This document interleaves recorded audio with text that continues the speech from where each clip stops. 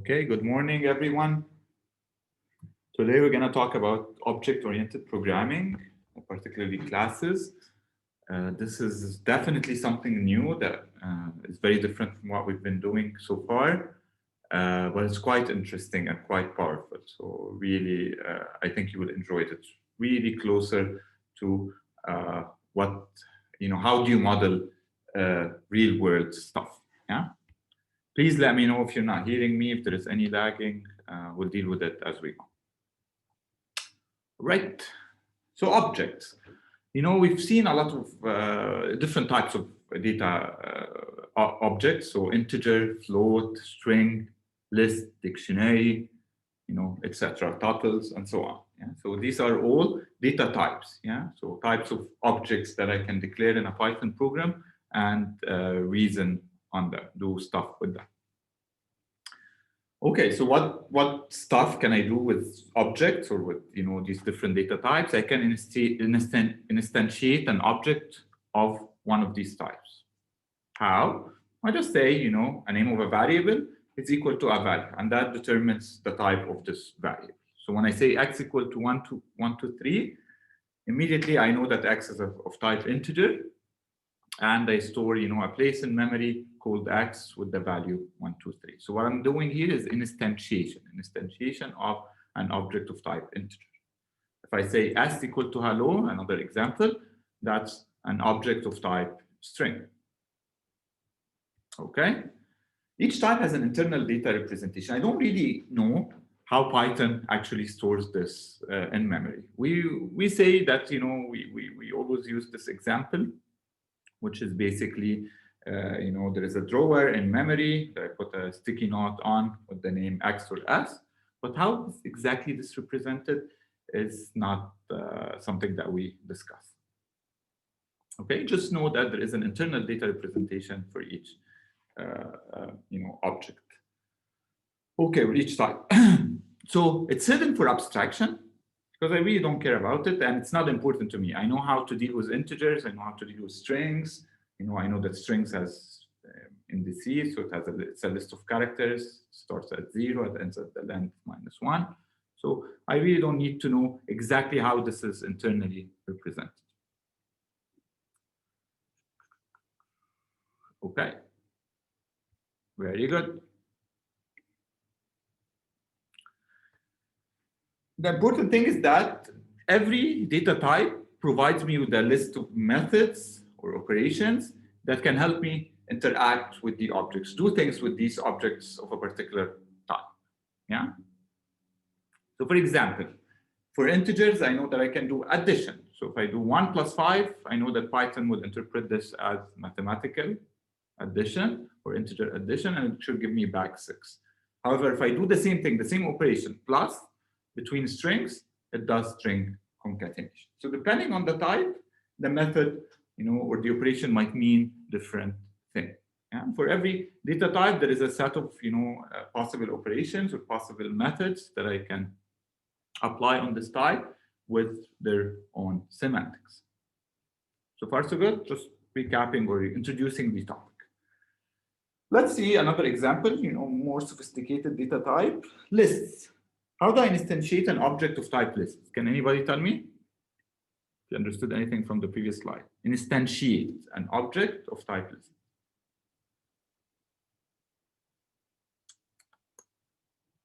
Let's say this. Exactly, right? So I say X, right, or L.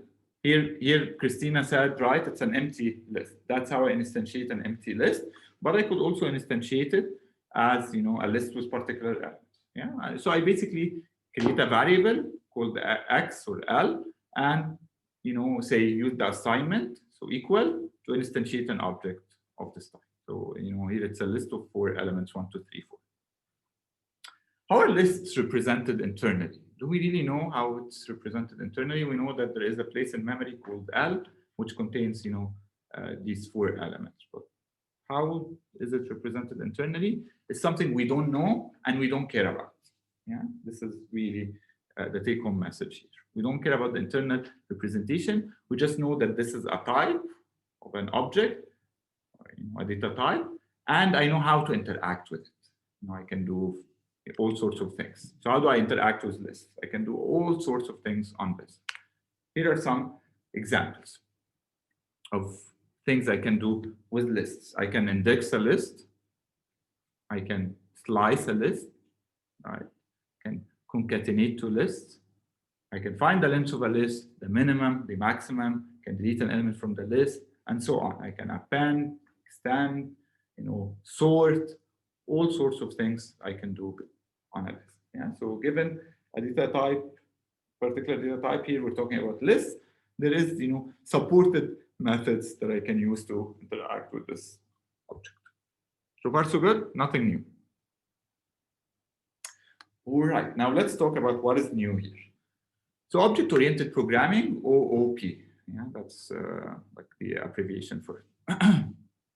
Okay, so OOP enables you to create your own types. Imagine this. Imagine that you didn't have lists in Python. Object-oriented programming allows you to create this data type. Yeah? Any data type you want, you will be able to create it using object-oriented programming, using classes particularly, the topic of today. And we'll see how you do this and what is important and what is not important. Okay. So all you have to do to define any type you want is to do two things. Define how to instantiate an object from your type. So how is this instantiated? What is the items, or the data items of this object from your type, and how to interact with your type. Yeah? So how do I really interact with your type? What are the methods or operations that make sense for my type, and how are they executed? Yeah? What are their semantics? Once you've created your own type, you can use it as if it were a primitive type in your program. So just create this type, let's say student type, and then you can use it as if it's a list or integer or any other data type. Yeah, it's almost seamless. Okay, just like to give you a concrete example before we get into the details. Let's imagine that you want to create a program that deals with students, does stuff with students. For instance, a student has a first name, a last name, a birth date, a GPA, hobbies, and so on. Yeah. How can you represent this in Python? It's not possible. Yeah, you have lists, you have integers, you have strings, but here you have an entity called student, which has properties. Yeah. So I can create a class using object-oriented programming to represent the concept of students. Yeah. So I say, okay, students have these properties, age or birth date, first name, last name, and so on, and then represent also how I interact with students in my program or in my world. Yeah? So basically, students can be friends with each other. Students can take exams, can enroll in courses, and so on. That's really the whole point behind object-oriented programming. Okay, questions so far? Great. So how do I define my own types, like student or any other data type that I want that is not existing already in Python? This is the keyword class. Yeah, so I use the word class like def when I'm defining functions. I use the word class here to represent my own type. Give it a name similar to a function. Okay, so that's when I say class, I'm saying I'm defining a type. That's the name of the type. This is the class parent. So between parentheses, it's almost like a function. Def, f, and then takes parameters. The parameter here for class or for a type definition is the parent class, which we're going to talk about in the next session. Yeah. So our next topic is about inheritance. What does it mean to have a parent class? For now, assume just that it is always object. What does it mean, object? It means that it's a Python object. Yeah? So it inherits all the properties of any Python object, like integer, string. There is every data type in Python is an object. Yeah? That's the most common data type among all of them. And then each one has its own properties and its own methods. Same thing here. My type is just an object. It's a Python object. Yeah. For now, just take it as as is. Yeah. Face value. And then I indent. So I do the colon as if it's a function, and I indent and I put the class definition. And we'll break down this class definition step by step. Okie dokie. So again, right, it's similar to def, so a function. So you need to do indentation when you're defining the class. And again, the word object means that basically it inherits all the attributes from the general object type in Python. Okay, let's do a concrete example. Focus, come back to me. If this was too verbose for you, now we're going to do real programming. So let's define this concept called 2D points. I'm going to define a type that represents points. Yeah. So what is a point? A 2D point? Of course, there could be 3D point and dimensional point, but we're focusing on two-dimensional point.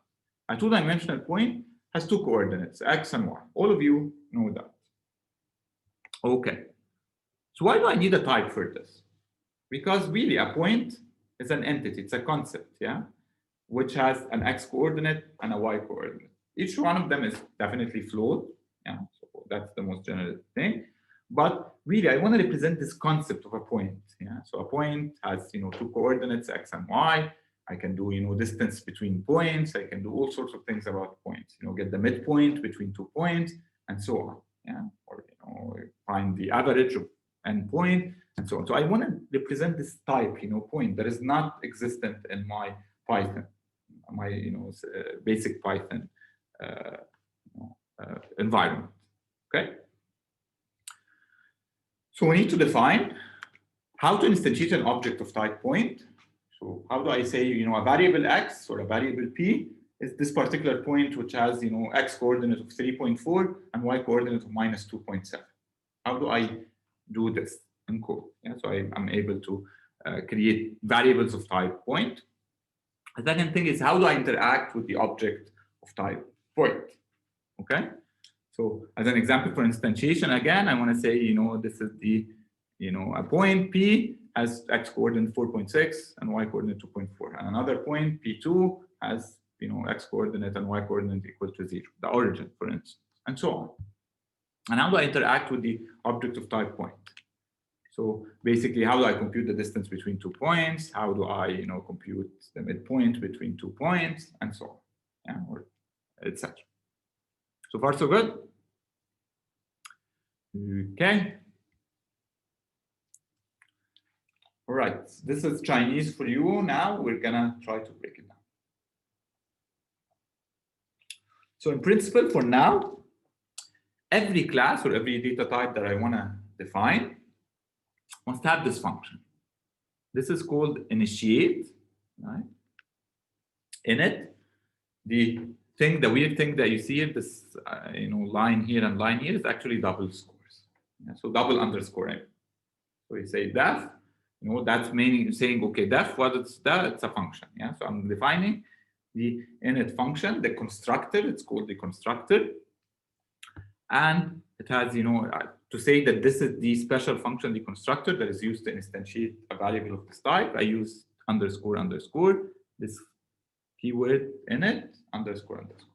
Okay. Self is a parameter that I have to give in init. So it's something that I have to give in init. And what does it mean? It means that the object, that's the an instance of that class. Yeah, we'll see what that means in a second once we run this example. It's lagging. Okay. Let's try DSL.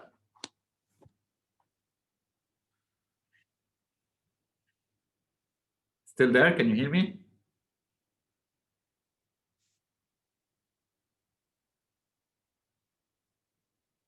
Hello? Professor, you're lagging a bit. Now it's better? I tried to turn the DSL. Is it better?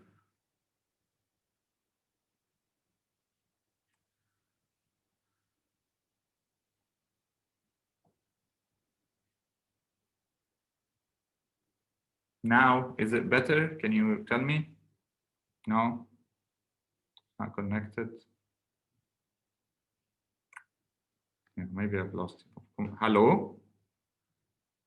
Better, not better? Okay, it seems that DSL is not working at all. Okay. So now can you hear me?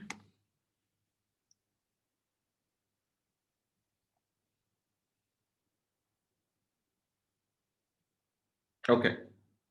Okay, I tried the DSL, but it's very unstable. It keeps disconnecting. So you probably lost me for a bit when I tried DSL.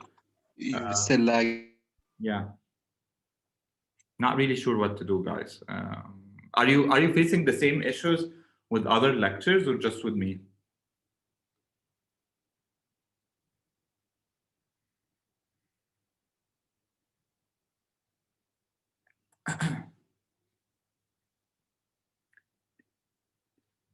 Yeah, Daniel, I was trying the DSL. It's not working for some reason.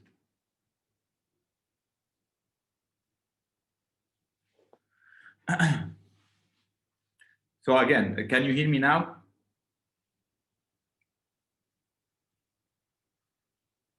That's really strange. Okay. Are you taking any classes in Bliss other than? Are you taking any classes? So I mean, professors from Bliss, or you don't know? We probably don't know if they've logged in from AUB or from home. Okay. Actually, my math instructor's lectures from his office. I didn't hear what you're saying. I assume that was Bernard, but I'm not sure what you were saying. So You asked if I we know what I know. asked. Yeah, I know what I asked. So tell me again what your answer is. That's one of my math instructors recordings from his office at Bliss Hall. Yeah. Is it better? Much better. He does live meeting office up on the 3rd floor. Yeah, that's strange. I'll check that with IT. Now I feel His name is Dr. Yeah, now I feel like we're real time, right? So you can hear me real time. Yes?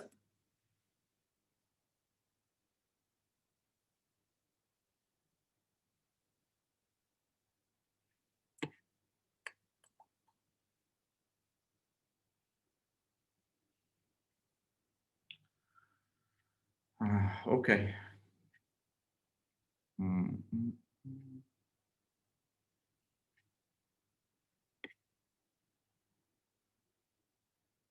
Okay, I'm gonna investigate this today. I'll try to go to the.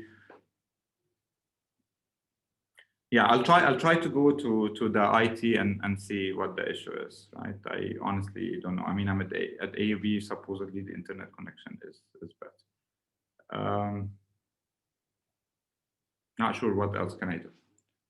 Can we continue today and see and I'll try to take care of this before next week.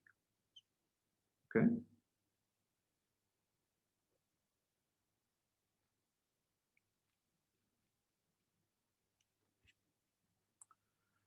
Let me see something.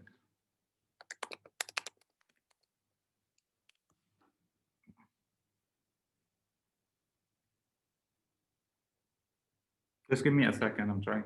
So 13 megabit per second. That's not bad. Or 4, 5.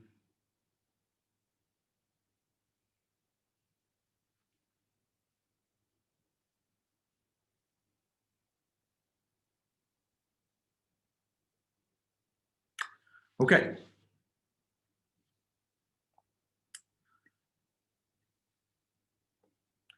So here we're talking about class. I want to define a class called point, type called point. What does it do? It has an x coordinate and a y coordinate.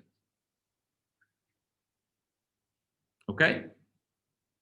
So I define this init. So this basically constructor called init, right? So it's a special function that I have to define to be able to instantiate objects of this type. So it takes 3 parameters: self, which represents the object. It's a parameter, right, that represents the object I'm going to instantiate with this, x coordinate and y coordinate. These are the x coordinate and y coordinate. And here I'm saying, self.x, meaning the object, right, that you're going to create, its x coordinate is equal to the value you passed here, and its y coordinate is equal to the y you passed here. Okay. You have to specify for every point what its x coordinate and what its y coordinate. How can I instantiate now an object of type point? I just say P equal point of 2.4 and 4.6. So when I do this, when I call this function, when I say P is equal to my type, that's the name of the type, I called it point, and I give it the X coordinate and the Y coordinate, it does the following. It goes and calls this function, pass self as P, pass X as 2.4, and pass Y as 4.6. And then it sets P dot X equal to 2.4, P dot Y equal to 4.6.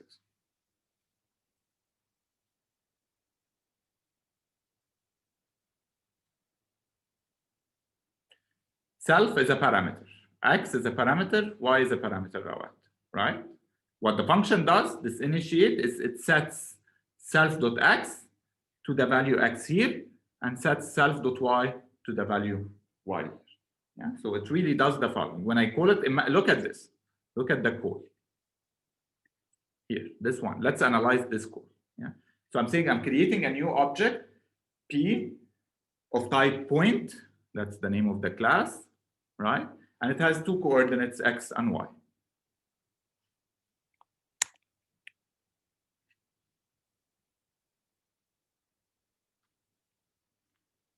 Okay?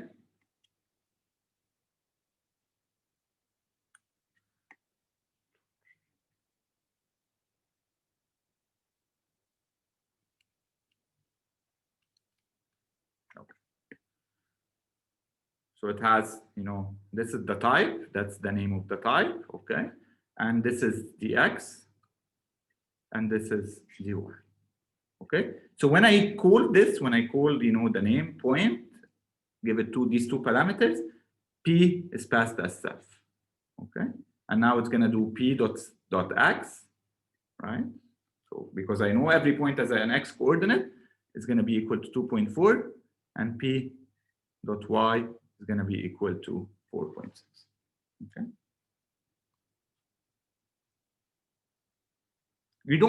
There is not return. First of all, we're not returning anything. I'm creating an object called point that has every point has two things, X coordinate and Y coordinate. Here in this example, I'm saying X coordinate of the point P is 2.4, Y coordinate is 4.6. There's it doesn't make, first of all, I'm not returning anything. Second thing, it doesn't make any sense to define a point with just an X coordinate. You need to understand the context of the problem, right? The context of the problem is I'm trying to create an object of type point, which has two coordinates, X and Y. So I have to pass two things, the X coordinate and the Y coordinate.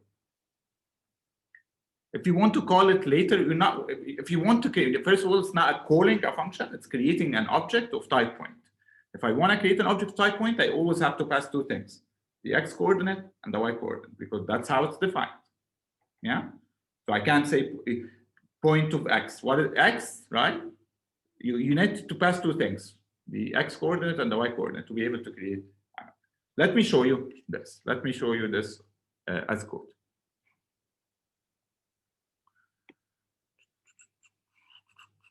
Okay, let's go to this. I'm gonna copy this in this guy. Okay.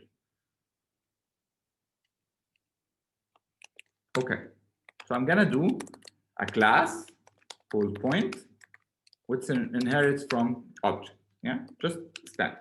That's the name of my class. I called it point.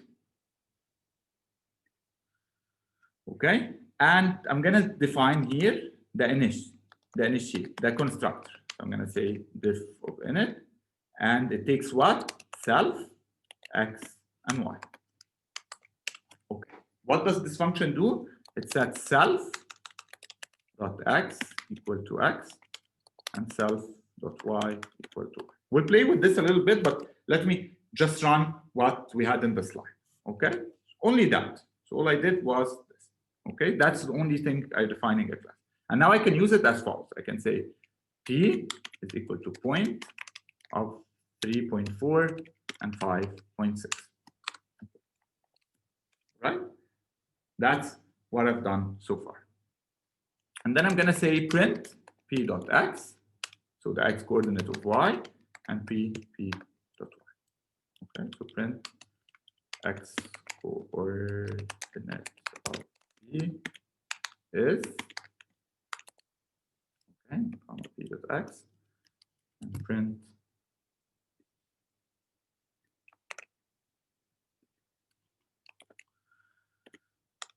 okay. Let's just see what happens here. Run Python point py, and as you see, it prints the following. X coordinate of P is 3.4. Y coordinate of P is 5.6. Okay? Let's try this out with a different thing. So try it with 0 and 0. Okay? If we run it, prints X coordinate of P is 0, X coordinate, Y coordinate of P is 0. Okay? Let's try another one. I can define any number of points I want. So P1 is equal to point of 5 and 6. Okay. And then I'm going to print of P1, P1.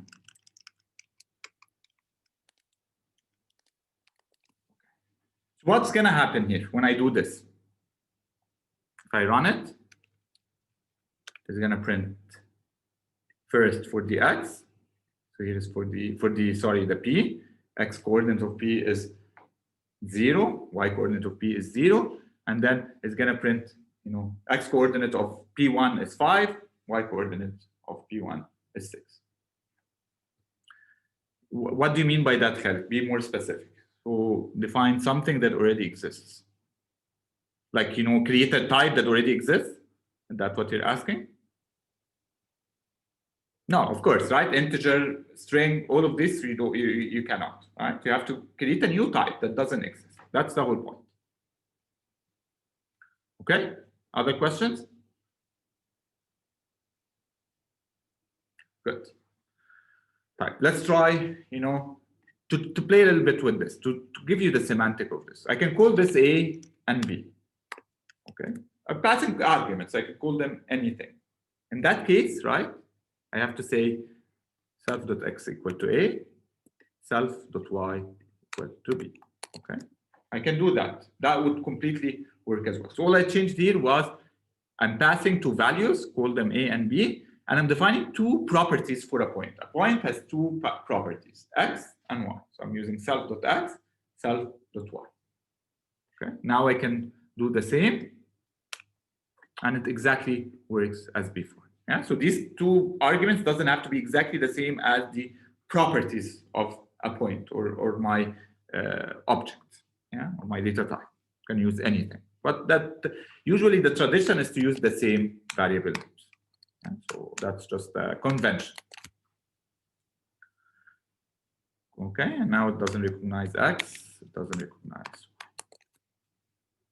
Y. Okay, questions?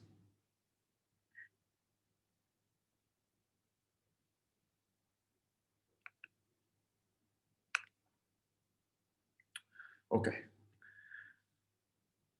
I'm gonna remove this. I'm gonna show you how I really, in practice, use this. So I'm gonna go here and open Python, the Python shell, right? And I'm gonna, from, point, what is it? From import. Right, remember the importing? We talked about this, to import a library. I can also import any class or any data type that I've created. So I'm gonna do the following. Now I can use it as if it's an integer or a list, any type that I have. I can say P equal to point of 3 and 4. It now knows what P is. I can say print P dot X, I'm gonna print 3, print P dot Y, gonna print 4, and so on. Yeah, I can define another point. So O equal to point of 0 and 0. That's the origin.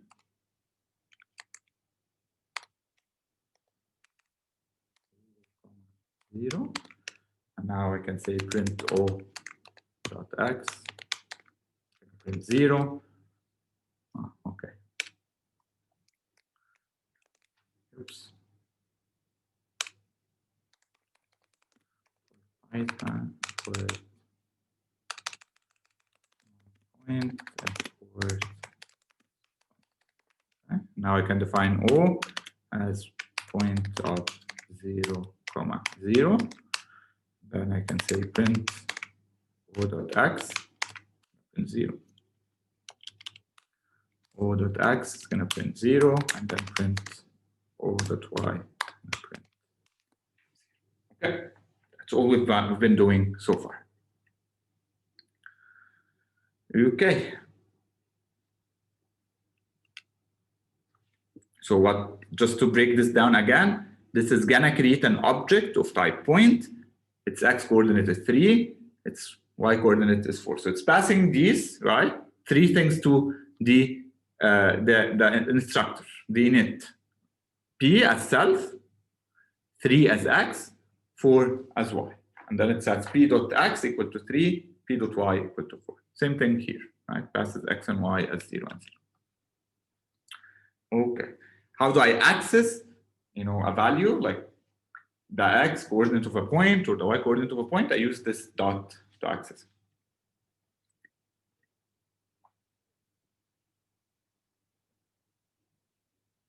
Which line?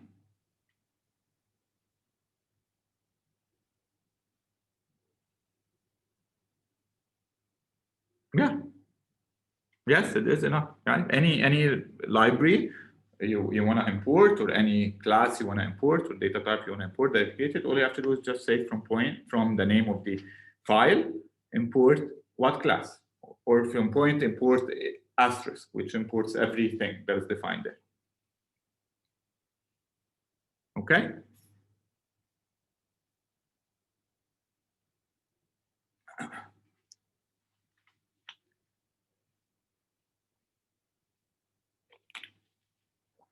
Doesn't have to. You can call it anything. Here I called it point.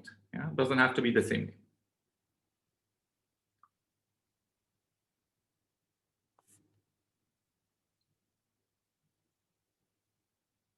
Okay.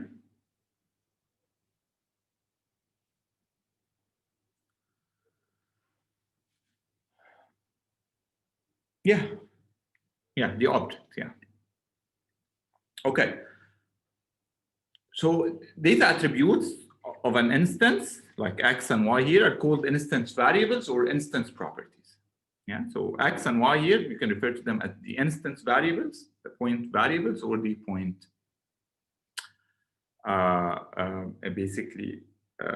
properties. You don't provide an argument for self, as I said. Python does this automatically when you instantiate an object. Okay, let's do one more thing. So let's try to interact with the point. So far, all I can do is define a point. Say, okay, a point P is 3 and 4. So X coordinate is 3, Y coordinate is 4, and so on. Let's try to define a method to compute distance between 2 points. Question for you: if I give you 2 points,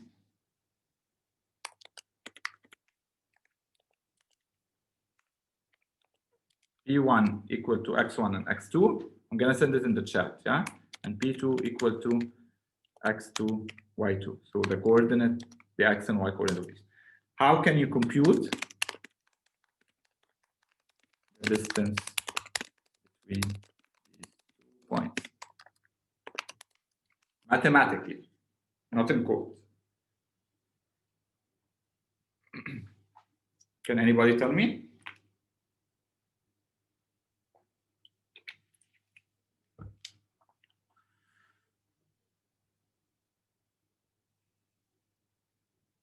Yeah, what is the distance for? Exactly. So radical or square root of x2 minus x1 all squared plus y2 minus 1 y1 all squared. Exactly, Christina and Gert. Okay, so I know the distance between 2 points, these guys, is equal to, in Python notation, it's going to be square root, math to square root of x1 minus x2 all squared plus y1 minus y2 all squared. So I want to add a method inside my class point, inside my class definition point, that takes two things. Takes as parameters 2 points, p1 and p2, and computes the distance between them using this formula. So here's how I define it. Again, it's a method. I called it distance. I'm calling my method distance. You can call it anything you want, but here I'm saying this is a method, right? And it takes two parameters, self and other. Okay? So self and two parameters. Then I'm going to compute the difference between, the x coordinate. So this is just the first part, which is this. So I'm going to say self.x minus other.x, assuming that both of these are points. Yeah. So self.x minus other.x all squared. That gives me this part. Okay. Then I'm going to do the y. So self.y minus other.y all squared. That's the second part. And then I'm going to return this plus this, right? ID times or raised to the power of 0.5. So square root. Yeah, radical. That's all what the function does. Let me write it together and then we'll understand, how to run. So inside the class definition, I'm going to define a new function called distance. What does it take? Two parameters, self and other. Okay, I'm gonna compute, right? Or I can directly return self.x, so the x coordinate minus other.x, assuming each one is a point and has its own, x all squared plus self.y minus other.y all squared, and all of this I raise it to the power of 0.5. Why? Because I want to get the square root of this summation. So I wrote it in just one line. So what does this function return? It returns a float, yeah, because the distance between 2 points is a float, the real number. Okay, so let's define 2 points. P1 point of 3 and 4. Sorry, this is Java. P1 and then P2, 2 point of, let's say 2 and 7.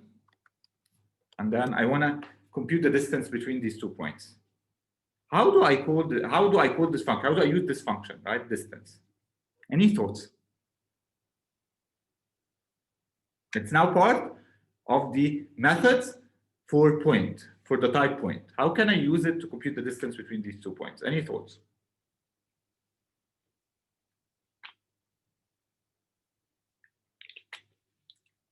Okay. Here is the way. P1 dot distance of P2. So print P1 dot distance of P2. What does this do? So this is the object P1. I know it's a type point, so it supports this function or method distance, like list dot sort. When I do L dot sort, it means sort this list. P1 dot distance mean call the method distance of the type point, because P1 is of type point, and pass 2 arguments to it, self and other. So right, so this method takes 2 arguments, self and other. Who can tell me what is self and what is other in this call? So I'm calling it P1 dot distance of P2.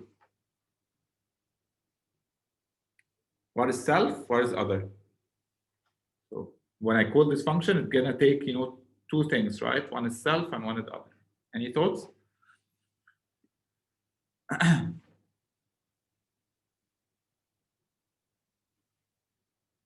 How did I initiate the object P1? I give it implicitly 1 argument, which is self, and 2 explicit arguments, 3 and 4. It sets self to P1. So when I call P1 dot distance of P2, It assigns self to P1, other P2. Yeah. Let's see how.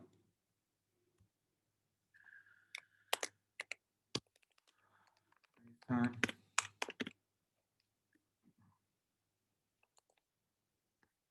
so I'm gonna call point Py. Yeah, I have a typo here.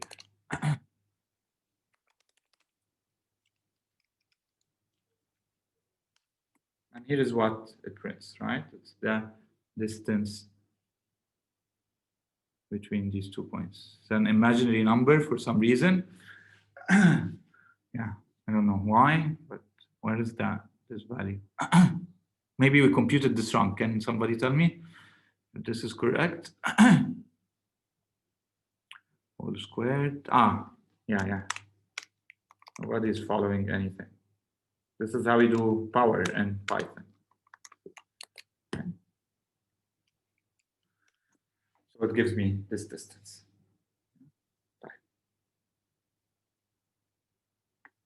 How about the following?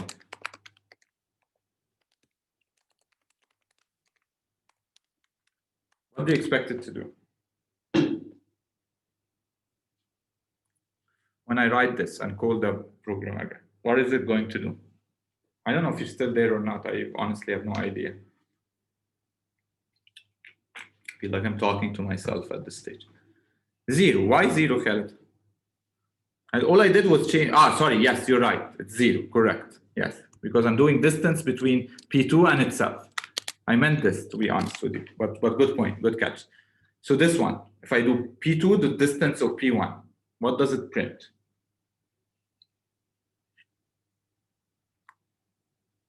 If that was not P2 minus P1, it's the distance between these 2 points. It called this function and measures the distance between 2 points. It passes self as P2, right? And other as P1. So self is P2, other is P1. Okay. Let's try to run it. It gives you exactly the same value, right? The distance between P1 and P2 is symmetric. So it's the same as the distance between P2 and P1. Yeah. So I don't know if that's what you meant by the minus here. Okay. If I do the following, print of P1 dot distance of P1, as Khaled said, right, it should give me 0. Right, 0 because I'm doing the distance between a point and itself. Okay. So here's I'll wrap up here. So I'll finish the slide and wrap up here. There's no point if everything is lagging, and I'll try to figure this out as much as I can. Okay, so the conventional way of calling this method distance is to instantiate, an object of type point, and then use the object dot, the name of the method, and pass the other point as an argument. So that's one way. Yeah. So object to call the method on, that's the name of the method, and that's the other parameter. Yeah.